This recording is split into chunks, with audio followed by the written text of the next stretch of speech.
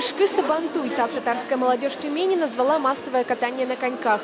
Зимняя забава собрала более 200 человек. Старт еще не был дан, а билеты и коньки в прокате уже закончились.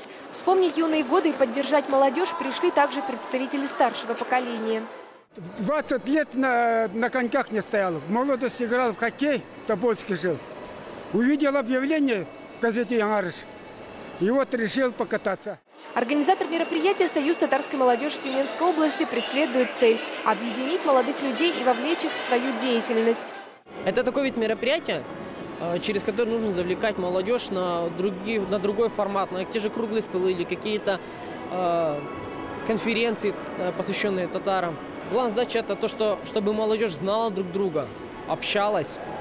Ну и, конечно, где общение, там и дружба, там и любовь, и семьи.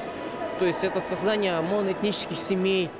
Союз татарской молодежи ведет активную работу по повышению национального самосознания. Активистов, честно сказать, не так много. Но есть надежда, что благодаря Кышкы-Сабантуй их станет больше.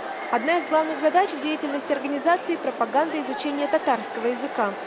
Молодежь на данный момент очень с трудом разговаривает на татарском языке и почему-то не популяризирует, так скажем, между собой общение на родном языке.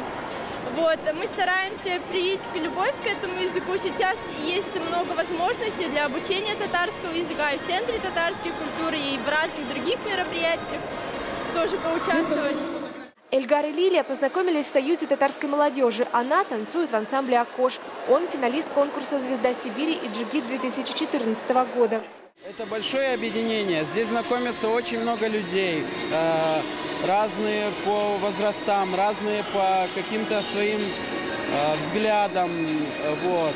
И очень много молодых красивых девушек, также парней очень много.